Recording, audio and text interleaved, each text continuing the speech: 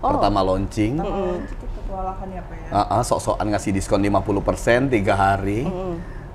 Full di luar, full antri dan gitu kita ya? stres sendiri. Wow. Kita stres ini, gini penerimaan masyarakat. Iya. Terus akhirnya kita bingung nih, gimana caranya biar orang nggak komplain, nggak jadi tsunami komplain gitu. Akhirnya kita handle dan orang paham bahwa malah menjadi gimmick marketing yang bagus ya akhirnya pada saat itu. Ibarat kata dalam bisnis kan ada red ocean, ada blue ocean gitu ya. Nah ini penting banget nih. Saya bocorin cuman di podcastnya Warung ini. Nah, rahasia nih. Ya. Jadi kadang kita sibuk memancing pada kolam yang udah penuh. Semua kita sibuk ngiklan pada influencer food doang. Kita lupa bahwa ternyata kita bisa meng-create market. Meng-create market orang yang awalnya belum menjadi customer kita, tapi ternyata dia punya karakteristik dan ciri-ciri yang kalau kita PDKT-in, kita push, kita panasin, dia bisa pindah dari cold menjadi warm menjadi hot buyer, bisa beli. Oh, malah loyal kadang jadi ya. loyal kalau udah beli, kan kita biar dia beli, biar dia notice kita dulu dong. Iya.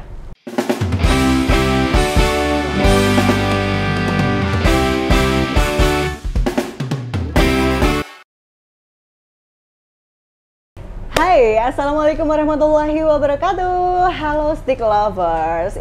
Seneng banget ya akhirnya bisa ketemu dengan saya lagi, Latifah Nur Muslimah, pastinya di podcast dari Warung Speak yang hanya ada di YouTube channel dari Warung Stick and Shake. Nah, gimana nih hari ini, udah cukup bersemangat kah? Udah harusnya. Udah cukup manis kah?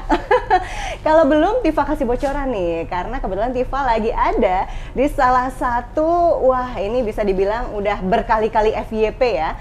Karena di mana lagi kalau bukan di Dream Puff. Wow, dengan tagline-nya ini Premium Cream Puff and More. Nah, kali ini Tifa pastinya nggak sendiri. Sudah bersama dengan owner dari Dream Puff, siapa lagi kalau bukan ada Mbak Nurul dan juga Mas Rian. Assalamualaikum. Selamat datang. Wah, saya yang malah di ini ya, selamat datengin gitu ya, disambut loh langsung sama ownernya, Masya Allah. Ini keren banget karena bisa meluangkan waktunya. Nih saya tahu super sibuk karena company-nya nggak cuma Dream Puff aja, tapi ada yang lain lagi, Mas Rian, Mbak Nurul ya. Tapi yang penting kabarnya hari ini sehat. Sehat, alhamdulillah. Alhamdulillah sehat. Harus sehat kedatangan tim warung. Iya dong, jadi seneng kita ya. Tapi ngomong-ngomong, ini kok bisa pas banget sih, matching banget. Ini dari rumah barengan. Tapi tadi pisah loh datang ke sini. Ini kok bisa barengan sih, warnanya matching gini tuh gimana? Sama juga couple planner ya. Oh iya bener ya, couple planner ya. Harus couple juga. Oke, nah ini pas banget nih karena bahasan kita ini nanti bakalan ngomongin soal couple planner. Yang jadi pertanyaan adalah gini, biasanya yang namanya couple planner itu dari partner bisnis dulu, baru akhirnya jadi partner hidup, atau partner hidup dulu, baru jadi partner bisnis. Nah, ini yang mana nih? Boleh yuk. Yang mau konfirmasi yang mana dulu nih? Ya, jadi awal mula kita itu kita berdua pasangan. Jadi udah nikah dulu gitu dulu. ya? Oke. Akhirnya baru mulai merintis? Yes. Oh, jadi memang mulai benar-benar dari awal apa gimana sih? Boleh dong diceritain langsung nih Mas Rian juga nih. Boleh. Aduh, gimana ya? Gimana Kita ya? beda story. Beda versi juga Beda ya? versi ya. Kalau Mbak Tifa kan karir dulu baru menikah ya? Iya sih, Kalau kita betul. kebalikannya, menikah dulu baru set up bisnis bareng. Oke. Gitu. Jadi memang seperti yang tadi Mbak info gitu, bahwa kita couple planner, terus pasti ada perjuangan bisnis, pasti semua pengusaha alami kan ya. Memang awalnya Dream Puff itu ada, bahkan kita nggak nyangka Mbak, bahkan secepat ini ya Mbak ya. Secepat 2 tahun ya? 2 tahun. Wow, itu luar biasa. Mana kemarin kan kita tahu pandemi. Iya, Kok pandemi. bisa-bisanya gitu loh. Produk pandemi. Kita Produk pandemi. Malah ngaku ya, produk pandemi. Dream Puff produk pandemi. Cerita dulu deh dari awalnya. Jadi latar belakangnya apa sih? Akhirnya kok memilih usahanya di bidang kuliner? Apakah memang sebelumnya punya background atau mungkin modal di bidang kuliner atau gimana? Gimana Mbak Nurul? Kalau background kita nggak ada sama sekali ya Pak ya, nggak ada sama sekali di bidang kuliner. Saya backgroundnya pendidik, Mas Rian itu konsultan lingkungan. Saya konsultan. Nah, Agak jauh ya sebenarnya Jauh. ya. jauh ya. Ya, namanya juga ini mungkin ilham dari Allah ya Mbak ya. Masya Allah Ilham dari ya. pandemi. Jadi kita coba usaha dan Dream Puff di masa pandemi, di masa dimana sulit-sulitnya Ya. ini apa ya, Ekonomi lagi enggak. ekonomi lagi sulit gitu ya Pak ya. Alhamdulillah Allah beri ke ini ilham, kita buka Dream Puff. Oh, oke. Idenya pertama dari mana gitu kan? Kayaknya belum ada di Jogja ya? Iya belum. Iya kan? Waktu itu belum ada. Jadi kalau kita mikirnya apakah bisnis ada yang belum ada beneran kan agak sulit. Nah, jadi memang bisnis itu kalau nggak paling pertama, paling beda gitu ya. Pokoknya ada something unique selling proposition-nya lah atau selling point-nya. Dream Puff sadar, Dream Puff ini simple kok Mbak. Apa tuh? Dream Puff itu sebetulnya kan kue sus. Jadi karena kan kita dulu lama dijajah kan ya, jadi makanan asli kita kan sebetulnya perlu diidentifikasi tuh. Kue Dream Puff ini sebenarnya kue sus. Kue sus yang kita coba naikin level. Kita modifikasi yang biasanya cuma diisi fla, yang tradisional, yang versi zaman dulu. Kita modif tuh, kita coba modifikasi, pakai banyak varian, terus whipping cream dan lain sebagainya. Kita R&D-in, kita packaging dengan elegan, lalu ada paper bag dan sebagainya gitu. Jadi akhirnya dia dengan produk yang sama diberi sentuhan branding ke dalamnya, akhirnya menjadi produk yang baru. Iya. Makanya kita tagline-in Dream Puff. Bisa dicoret dari D diganti Cream Puff, bisa menjadi sebagai puff impian. Oh, wow.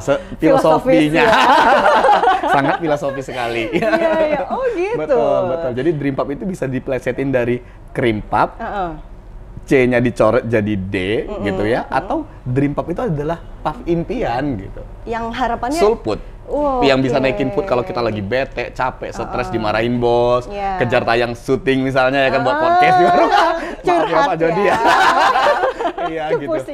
Gitu. Jadi intinya gitu, jadi kita kayaknya ini bisa deh dimodifikasi, dibuat jadi serius gitu. Dengan produk yang sama ternyata bisa nih diseriusin jadi produk yang menengah ke atas. Wow. Lahirlah Dream Puff. Itu hanya ini loh, muncul dari orang-orang yang berani dan punya ide kreatif, ayo gitu ya. Tapi balik lagi nih, nanti sebelum kita ngomongin soal Dream Puff-nya sendiri, ini yang menarik adalah karena ada sisi couplepreneur-nya. Yang ini harus banget dibagiin ke Stick Lovers agar lebih terinspirasi, apalagi yang memang saat ini kalau aku rasa sendiri sih Mas, dan juga Mbak Nurul ya, ini pasti banyak juga nih orang-orang di luar sana yang pengen merintis bisnis, kalau bisa sama pasangan halalnya kenapa enggak gitu kan ya. Betul. Ini apa nih, berarti memang dari awal punya visi misi yang sama, karena kalau karakter aku baca kayaknya beda ya sebenarnya ya.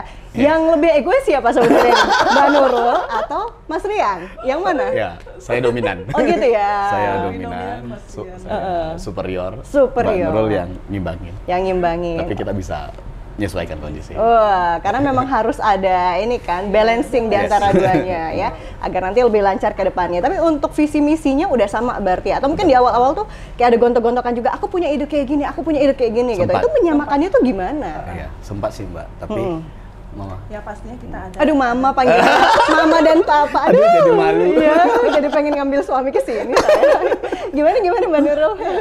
Ya perbedaan ini pasti ada ya Mbak. Ya, awalnya saya kan pendidik ya. Pengennya jadi guru. Terus ternyata setelah nikah saya pindah ke Jogja, beda Allah kasih gitu kan. Udah coba suami pebisnis, saya dan coba ikut belajar bisnis juga. Jadi hal yang baru juga sebenarnya untuk Mbak Nurul ya. Baru. Terus akhirnya meyakinkannya gimana? Akhirnya ikutan, kan backgroundnya beda banget gitu ya, bukan pebisnis tapi pendidik. Gimana tuh Mas Rian? Tapi akhirnya Mbak Nurul tipikalnya bisa manut dia sebetulnya. Jadi sepanjang argumentasinya clear, jelas gitu, dia masih bisa adjust gitu. Ini kayak gini. Gitu. Udah ikut aja, kita buka ini, support aja gitu. Insya Allah ini berhasil karena food and beverage ini bagus lah pandemi. Semua orang lagi WFH, lagi ini, lagi itu. Demand ini lagi oke nih saya bilang. Ayo kita gas. Dream Puff kita siapin Mbak. Dalam berapa bulan coba tuh Mbak? Berapa? Not more than 3 months. Kurang dari 3 bulan? Untuk konsep, buat resepnya, untuk desain interiornya, dealing kontrak ruko pertamanya. not more than 3 bulan. Kok bisa ya? Iya kan, kita juga Allah bantu. Kita juga nggak yakin kok bisa ya 3 bulan segambling itu, dan alhamdulillah gitu. Wow, jadi balik lagi kalau yang aku tangkap nih memang namanya cewek ya Mbak Nurul ya, selama bisa diyakinkan gitu kan. Kadang perlu dikasih gimmick-gimmick juga. Nanti akan luluh dengan sendirinya kok ya. Iya betul. Oke, ya itu menarik sih. Dan kemudian ini apa nih? Pasti ada plus minusnya gitu ya. Kalau kata orang yang namanya couple planner itu biasanya agak susah nanti ngebagi porsi atau peran di rumah tangga dan juga bisnis. Ada pernah ngerasa kendala? Apa mungkin sampai sekarang atau udah cukup di tahun-tahun pertama gitu? Yang berat tahun selesai pertama kita bagi ini antara rumah tangga juga bisnis juga ya Mbak ya. Pembagian porsinya gimana itu Mbak? Kalau di bisnis itu kita dibagi beberapa ini bidang. Kalau saya bagian finance sama HRD. Wow, finance HRD ya. Oke. Saya suami lebih ke marketing, strategik. Nah, itu saya handle. Dan itu pas di awal juga digarap hanya berdua? Iya. Nggak ada tim lain gitu? Awalnya belum. Itu nggak pusing ya? Pusing. Pusing. Ditanya jawabnya jujur banget juga. Pusing. Awalnya kita cuman punya 2 kasir, 2 chef. Pertama launching. Kita kewalahan ya Pak ya. Sok-sokan ngasih diskon 50% 3 hari. Full di luar, full antri dan gitu kita ya? stres sendiri. Wow. Kita stres ini, gini penerimaan masyarakat. Iya. Terus akhirnya kita bingung nih, gimana caranya biar orang nggak komplain, nggak jadi tsunami komplain gitu. Akhirnya kita handle dan orang paham bahwa malah menjadi gimmick marketing yang bagus ya akhirnya pada saat itu. Oh gitu ya. Padahal kan waktu itu belum FYP berarti ya? Belum, yang 3 bulan itu kan, baru benar-benar launching kan? Launching endorse seadanya ya, karena kan kita belum paham alurnya, masih trial error ya. Iya. Tapi ternyata alhamdulillah masih menjelajah pasar kita ya Pak ya. Ini jadi diterima apa enggak ini? Kita cuma hire 2 kasir, 2 chef. Satu minggu tim kita kewalahan. Itu bilang ke kita, aduh ibu bapak, ini kita nggak sanggup hadapi cuma berempat. Iya, iya. Karena ya alhamdulillah antusias masyarakat luar biasa. Wow, itu baru Jogja loh ya. Dan 1 minggu kemudian kita langsung 3 hari ya. 3 hari langsung kita lagi rekrut tim. Langsung secepat itu ya. Itu. Karena banyak just tip juga wow. Dari mana-mana masuk. Terus oke, besok masuk ya. Oke, baik. Mau nggak mau. Itu padahal belum ada di food online gitu kan? Belum. Waktu itu karena kan just tip ya? Saat itu untuk aplikasi delivery itu kan juga butuh waktu ya, pada masa itu harus waktu nunggu. Jadi belum tersedia di channel-channel itu. Jadi orang harus datang atau ini order WA dan sebagainya gitu. Karena kita lagi proses verifikasi kan, karena dianggap brand baru mungkin dikira nggak rame, jadi prosesnya masih agak lama. Tapi ternyata malah alhamdulillah bagus. Berarti mungkin karena ada yang mencicipi, enak, langsung sekarang modelnya kan semua orang bisa posting gitu ya. Udah ada akun Instagramnya mungkin waktu itu, jadi langsung tahu repost gitu. Oke, dari pembagian porsinya udah ada. Tapi akhirnya itu kebawa nggak sih ke rumah tangga gitu? Di rumah tangga sendiri nanti di kehidupan di luar bisnis, apakah masih suka kebawa-bawa gitu untuk urusan bisnis? Mungkin jadi quality time-nya itu kapan gitu loh? Enggak sih. Enggak ya? Kita udah bisa nyesuaiin. Kalau adjustment yang awal-awal pasti agak berat gitu. Kalau sekarang ya paling kalau bisnis kan turun naik ya, paling pusingnya kalau misalnya lagi agak sepi dalam tanda petik gitu kan, ada momentum ya, food and beverage kan juga ada fasenya gitu. Misalnya kalau nggak tahu kalau di warung sama apa nggak, mungkin karena udah sangat settle mungkin beda gitu. Kalau yang baru memulai kayak UMKM gitu kan biasanya di tren-tren Juli kan biasanya traffic agak sedikit slow ya. Juli karena anak sekolah masuk, pendaftaran ulang, orang tua spending budget banyak. Betul. Dan kami kan mainnya bukan di makanan utama. Jadi bukan kebutuhan yang 1 hari 3 kali orang makan. Kita kan dessert, pendamping. Jadi sangat sifatnya pilihan. Betul. Pilihan. Jadi orang tidak akan selalu spend itu gitu.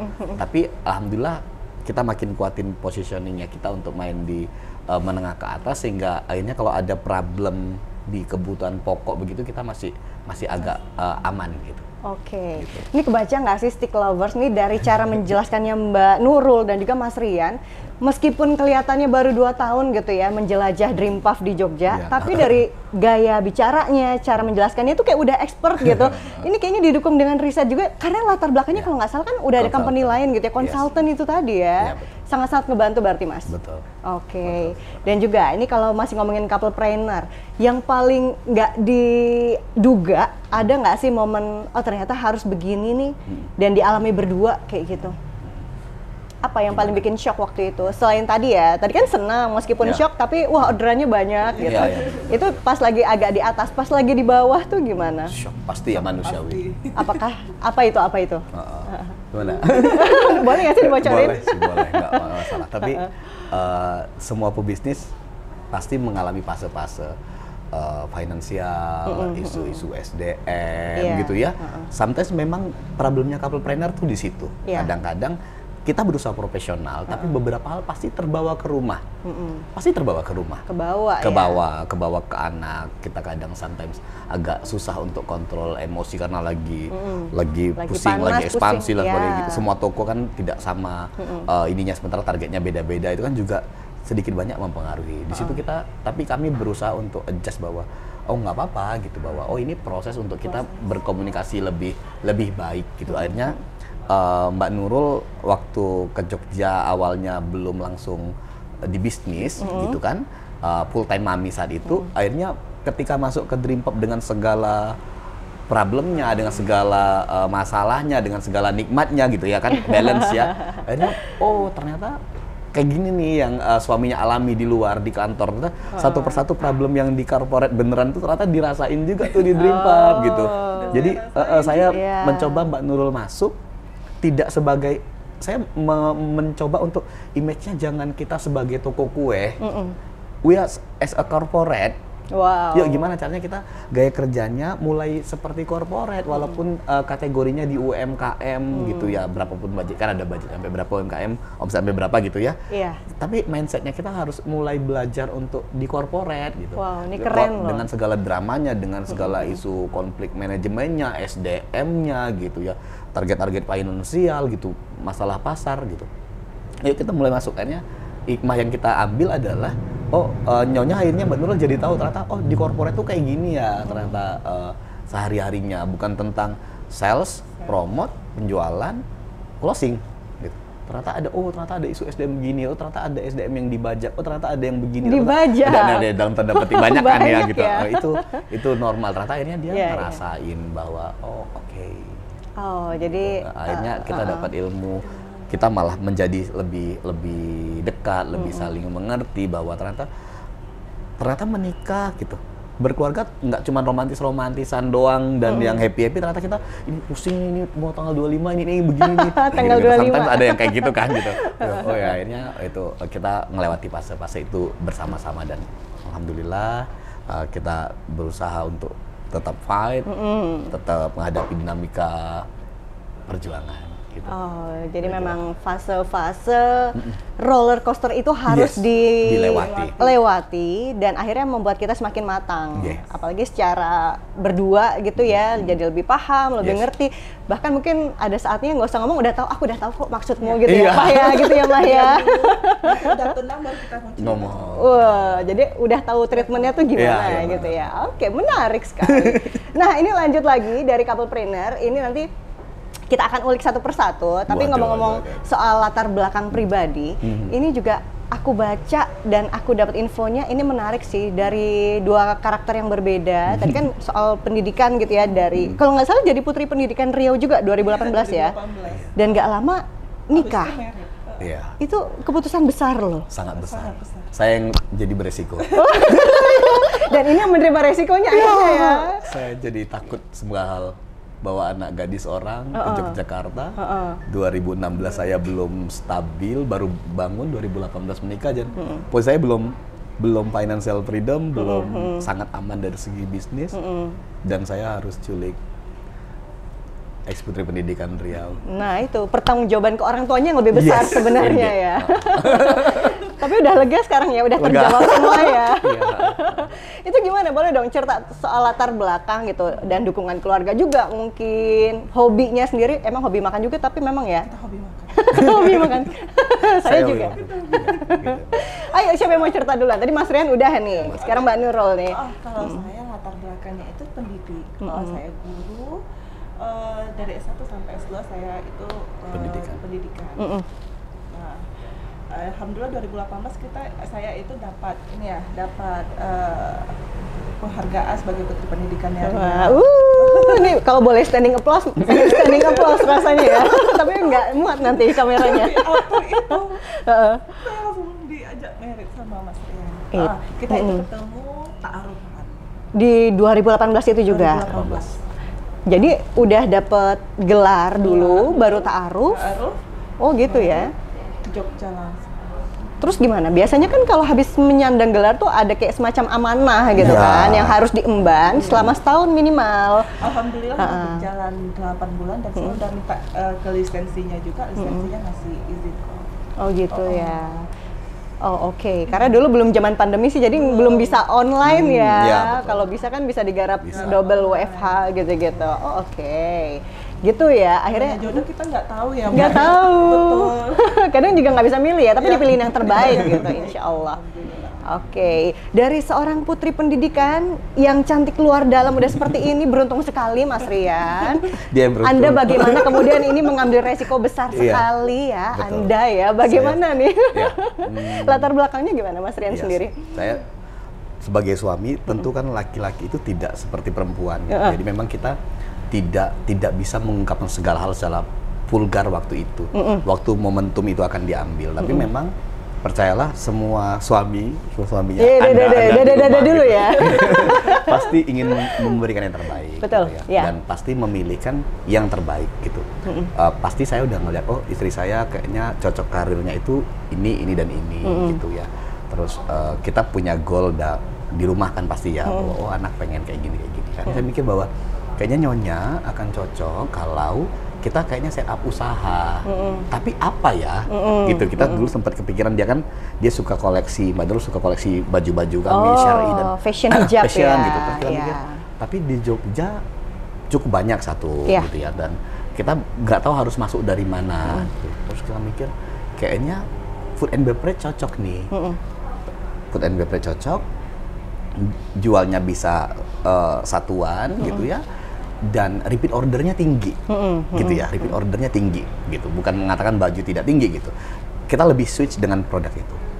Akhirnya, kayaknya dengan segala risiko yang saya miliki, saya perlu ngejadiin dia dalam tanda petik.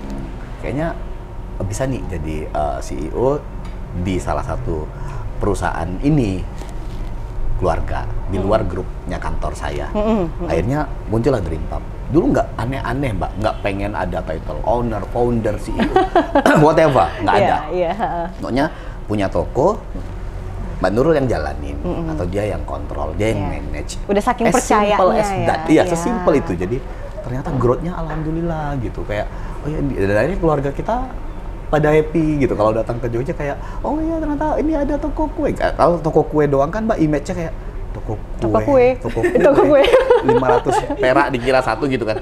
Enggak, bukan toko kue yang kayak gitu. Kami susah menjelaskan bahwa ini kuenya itu mahal gitu, 9.500 sampai 22.000, paling mahal 22,5 gitu, dan premium gitu kan. Bukan toko kue yang satu pieces berapa, kita nggak main yang segmen itu gitu. Dan kita jelasinnya susah Mbak.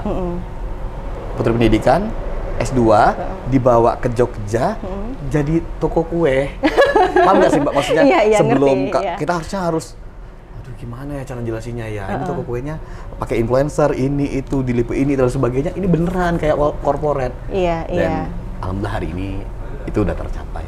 Wow, keren, Masya Allah, luar biasa. Itu dibalik itu pasti banyak tangisan juga, jerih payah juga, lembur juga. Kalau ini maaf ya, jadi ingat-ingat masa-masa nggak enak. Iya lagi. Jadi ya, mengusahakan di depan kamera ngomongnya enak-enak tapi memang ada fase yang nggak enaknya. Jujur kita ngalamin fase up and down.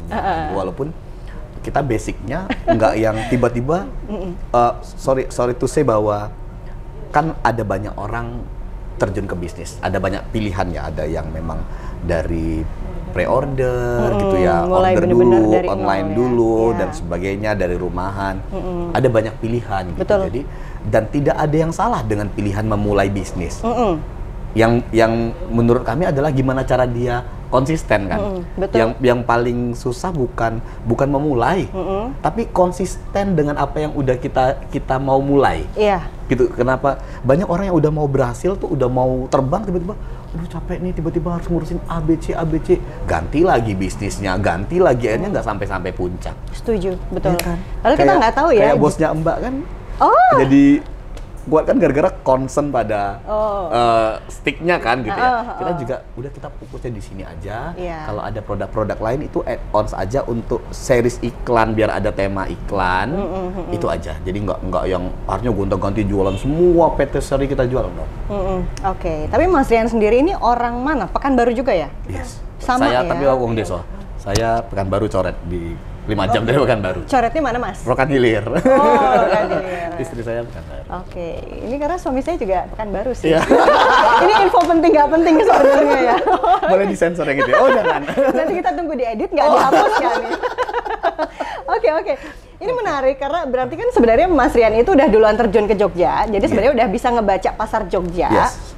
Udah berbekal riset dan segala macam pernak-perniknya, jadi sebenarnya meyakinkan tuh tidak sulit gitu kan. Oke, dan kemudian ini kita mulai bergerak lagi nih ke lini bisnisnya sendiri, Dream Puff gitu ya. Kalau aku sih sebenarnya ngedengar kata Dream Puff tuh langsung yang kepikiran kalau ini makanan berarti puff itu kan kayaknya gede, tebel, bulat gitu ya. Dream terus tuh yang kayak dreamy banget, menyenangkan banget gitu. Kok kayaknya comfort banget. Jadi langsung mikirnya ini kayaknya bisa jadi comfort food deh gitu ya. Harapannya gitu juga pasti kan. Dan juga ini berarti dari strategi yang sudah ada di Dream Puff yang aku dengar dan aku lihat sudah sering di FYP. Padahal baru 2 tahun. Kemudian juga udah di-mention banyak artis, seleb, bahkan kayak Densu, Baim Wong, Mona Ratuliu tuh udah kesini gitu loh. Dan mereka semua feedbacknya bagus-bagus banget, bahkan ngajakin collab juga ya. Ya kan, di luar dugaan pasti ya. Apa sih strategi yang emang akhirnya dipakai gitu loh? Strategi langsung mas. Aduh. Monggo. Ya. Sebetulnya sih kita tidak ada strategi yang secret banget, enggak sih. Sebetulnya memang ini common aja sih. Sebetulnya memang kita sebagai pebisnis pasti harus melakukan ikhtiar terbaik kan ya, offline marketing, online marketing gitu ya. Tapi yang paling penting adalah gimana cara kita menjaga kualitas produk. Kualitas produk. Jadi gimana caranya kita maintenance betul, gimana caranya biar nggak berubah-berubah. Ini warung udah juara banget deh yang kayak gitu. Tapi kalau kawan-kawan Mbak di UMKM problemnya tuh di situ. Seleranya besar, pengen punya banyak cabang, pengen punya banyak location gitu, store, tapi ternyata kualitasnya beda-beda gitu. Nah, itu yang jadi problem. Itu yang menjadi concern kami karena kami petarung lapangan gitu ya, akhirnya kita dapat ilmu dari lapangan gitu. Yang pertama kita produk clear dulu tuh, produknya harus clear dulu, rasanya harus fix dulu gitu, nggak boleh berubah-berubah, divalidasi pasar dulu kalau ini bener. Kita nggak pernah lomba ngedrop satupun varian rasa kita. Jadi 9 varian rasa kita itu dari awal sampai sekarang tidak ada yang pernah di drop. Artinya pasar masih menerima semuanya dengan tingkat keberterimaan yang masih sama. Berarti artinya quality produknya harus clear. Setelah itu strategi marketingnya tadi ya kita kolaborasi gitu. Jadi nggak sama influencer makanan aja. Kita nggak boleh menutup diri bahwa kita tetap walaupun punya produk enak, tapi kalau orang lain nggak tahu, iya sama aja. Cuman kita menikmati sendiri. Jadi orang perlu notice keberadaan kita. Kita pakai influencer gitu ya, kita kolaborasi yang dengan ini model kok gitu. Bisa ya kepikiran model ya. Iya. Gimana? Nggak ada hubungan ya sebenarnya ya? Enggak. Kalau secara kasar nggak nyambung dan buang-buang duit. Ngapain jadi sponsor utama untuk produk fashion show. Oh, yang Jogja Fashion Parade itu ya. Yes. Nah, itu gimana ceritanya? kok kayak tiba-tiba ada nyempil satu gitu kan, Dream Puff di situ. Nggak penting ya. Lebih ke awareness aja ya. Iya. Kita awareness ke masyarakat. Ya di situ kita juga seragam kita di ini apa? Iya, Di kita fashion show kan di fashion Jogja Parade kan? Ya, waktu itu jadi ceritanya itu kembali ke yang tadi. Jadi karena saya ingat nggak cerita yang pertama tadi? Kalau istri saya sebetulnya passionate di pakaian, fashion gitu. Jadi saya ngerasa bahwa kayaknya ini kalau saya masukin ke konsep marketing, saya dapat 2 benefit. Pertama, awareness-nya dapat, yang kedua istri saya happy. Yang pertama itu sebenarnya iya dong. Istri dulu happy. Kan? Istri saya happy. Artinya maksudnya gini, artinya kan bakatnya dia keangkat lagi. Iya. Ya, dia dapat pride lagi, dia bangga kembali ke dirinya setelah 2 tahun keluar, begitu masuk ke bisnis ternyata dia muncul ke depan. Gitu ya. Artinya dia ngerasa happy lagi. Kalau dia happy apa Mbak? Artinya dia ngurusin corporate lebih semangat kan. Ya. Itu baru dibocorin. Nah itu. Nah jadi artinya dari situ kita masuk ke passion karena sebetulnya itu bahasa bercanda, bahasa seriusnya adalah ibarat kata dalam bisnis kan ada red ocean, ada blue ocean gitu ya. Nah ini penting banget nih. Saya bocorin cuman di podcastnya Warung ini. Nah rahasia nih. Ya. Jadi kadang kita sibuk memancing pada kolam yang udah penuh, semua kita sibuk ngiklan pada influencer food doang. Kita lupa bahwa ternyata kita bisa meng-create market.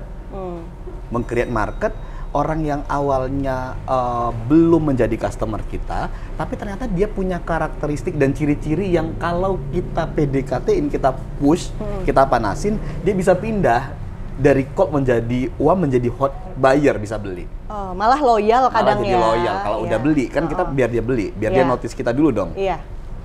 Jadi Pak mikir kayaknya kami beririsan nih sama orang yang suka fashion, sama orang yang suka kosmetik gitu. Akhirnya kita mulai kayaknya nih oke nih kalau kita masuk ke dunia fashion karena fashion yang ini karakteristiknya menengah ke atas ini cocok nih kalau dikawinin sama Dream Puff. Bisa ya kepikiran kayak gitu ya? Itu masuknya kemarin di situ. Wow.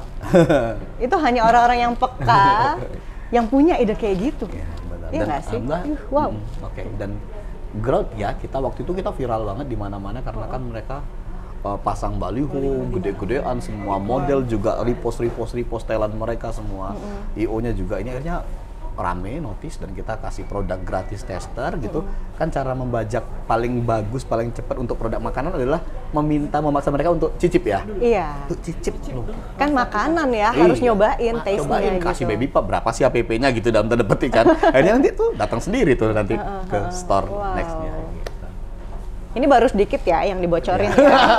Siap. Yang masih banyaknya ini masih sempet nggak ya dibocorin ya? Oke, jadi ini sebenarnya ide yang akhirnya nggak dipikirin orang-orang. Kalau kita berani untuk mencemplungkan diri, sebenarnya ya memang harus dicoba. Kalau nggak dicoba kita nggak tahu gitu ya. Nanti dampaknya ada nggak sih atau gimana aja gitu. Oke. Berarti kalau dari Mbak Nurul sendiri, ini ngerasa apa nih achievement yang akhirnya sudah ada di Dream Puff? Baru 2 tahun loh, tapi pasti udah ada achievement-nya kan? Alhamdulillah sudah ada. Karena kita udah punya 3 cabang, 4 ya, sama bandara. 4 sama bandara. Wow. Punya di 2 mall besar di Jogja. Boleh lo disebutin juga untuk Stick Lovers. Kali-kali yang nonton lagi di mall juga kan? Oke, kita pusatnya ini di Jalan Kaliurang KM5. Di sini ya. Oke. Kemudian ada juga di Mall Amplas di lantai LG ya Pak. Iya. Kemudian di Pakuan Mall di lantai LG juga. Lalu Dan di Bandara YIA. Oh. Ada di ruang tunggu. Ruang tunggu kalau malas ribet. Kalau malas ribet bawa oleh-oleh dari Jogja karena jauh, beli di bandara. Oh iya. Promosi. Langsung kebaca nih ya. Iya, pedagang kan ya. Iya, iya. Ini wajib untuk nawarin kan. Siapa tahu cuannya dari sini juga gitu. Ini berarti ada ya, udah langsung ada paketan oleh-oleh gitu. Itu udah dipikirkan masak-masak pasti tuh. Kenapa penempatannya di bandara? Kenapa nggak dikatakanlah Malioboro Mall juga tempat rame? Kenapa nggak bikin store lagi di mana gitu kan? Kenapa ya gitu? Kita karena sekarang kan 2 tahun itu sebenarnya masih fase learning dalam bisnis. Kita lagi memvalidasi sebetulnya Dream Puff ini paling cocok di mana sih? Tipe store-nya apakah di darat seperti yang sekarang kita berada? apakah di pusat perbelanjaan, di mall-mall, atau di tempat-tempat keberangkatan seperti bandara. Nah, kita sekarang lagi collecting the data. Kita collecting data, sebenarnya kita growth-nya paling cepat tuh di mana sih gitu. Wow. Di tahun pertama tentu kita tidak bisa menghindari bahwa kita butuh budget untuk bangun notice dari pasar gitu. Kita ngitung kalau di bandara kali 10.000 pengunjung berangkat, berarti impression kita tanpa nyewa baliho setara dengan 10.000 per day, dan dengan karakteristiknya mirip dengan irisan kita nyari menengah ke atas, di bandara harusnya kan menengah ke atas gitu. Oh, ini masuk nih. Jadi walaupun marginnya berapa dan sebagainya, ada adjustment khusus gitu ya, kayaknya ini masih bisa. Di mall kita juga seperti itu. Kita ada penyesuaian lagi, ada strategi baru untuk mall next month, tanggal 1 gitu. Sama yang di darat, tapi memang yang paling gede omset kita yang di sini. Yang di lain tujuannya tadi, jadi memang ada toko yang tidak harus sales sekali, ada yang dia dalam rangka untuk membantu kita promo, orang datang ke sini, sama kayak orang beli bakpia, pasti pengennya pabrik kan? Iya. Kayak gitu, kira-kira kayak gitulah. Jadi awalnya kita bingung, kok salesnya kecil ya, nggak segede itu ya. Padahal prediksi kita akan, ternyata ada beberapa yang butuh dievaluasi, dibaca lagi datanya. Oke, di sana orang icip-icip, karena ternyata di food court ada banyak pilihan, ada banyak kompetitor dessert. Oke, tapi nanti kalau dia mau beli banyak, dia ke store. Artinya kan working gitu, memang butuh waktu, butuh jam terbang untuk membaca data itu secara khusus ya. Tapi secara kasat mata, secara general kita bisa mengambil kesimpulan bahwa oh ternyata store kita itu punya fungsi yang berbeda-beda. Selain sales, dia ada fungsi tambahan di sana. Oke, ini curiganya dalam beberapa waktu ke depan ya, Stick Lovers. Ini nanti oleh-oleh khas Jogja ada Dream Park di situ, salah satu listnya ya. Ampun. Jadi naik kelas lagi gitu kan. Wow, keren. Ini juga aku udah baca juga loh, ada beberapa testimoni yang udah bilang, nih kapan nih di kota lain, jangan cuma di Jogja dong gitu, di Surabaya, di Jakarta. Awal kita buka juga udah ada banyak yang nawarin itu. Gitu ya, karena ada Just Tip tadi ya. Iya. Kak, franchise dong.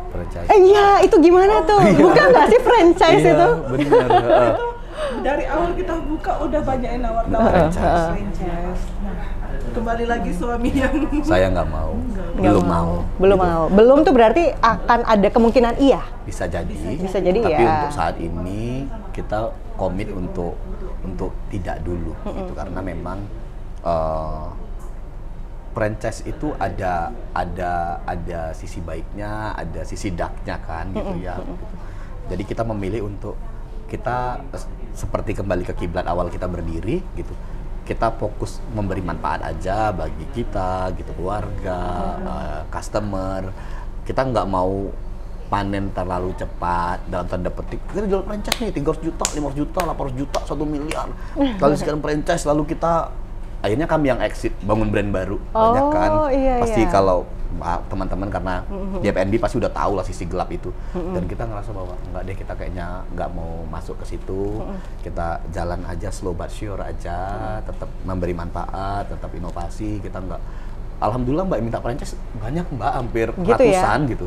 Tapi kita mikir bahwa kalau kita masuk, kita tergoda untuk masuk sistem tidak siap dalam tanda petik, atau niatnya udah berubah nih dari kita ingin mengkapitalkan ini gitu, kayak enggak deh nanti dulu gitu, maksudnya malah sayang kan, karena kita bangunnya memang tidak ke arah yang profit oriented yang begitu too much gitu ya.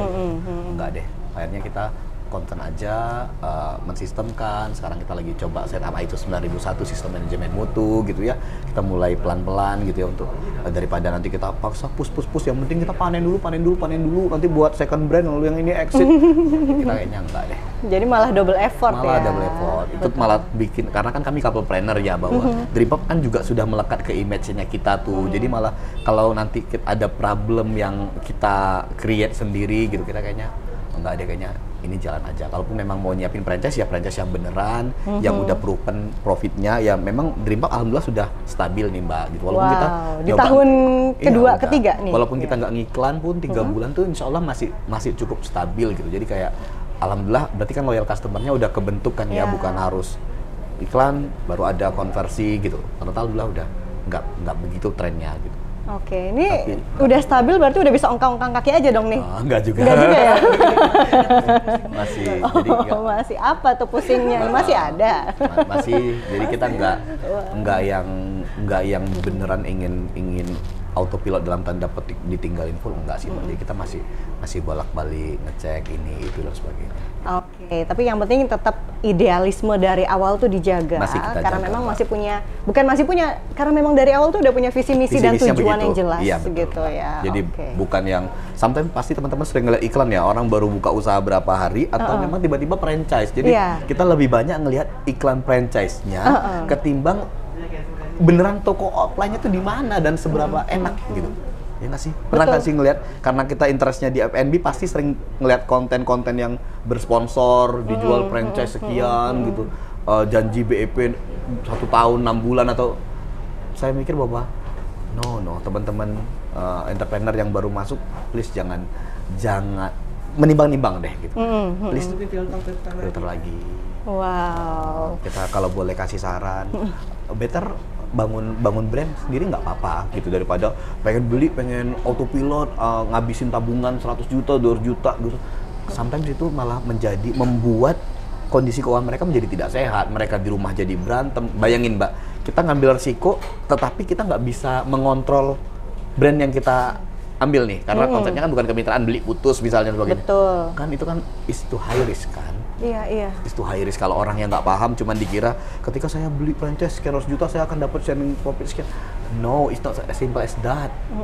Gitu. Dan kadang kami kayak udah nggak usah. Akhirnya sekarang Mbak Nurul udah mulai paham bahwa nggak usah nih, kita nggak usah masuk ke situ. Oke. Tapi kita nggak anti franchise ya teman-teman.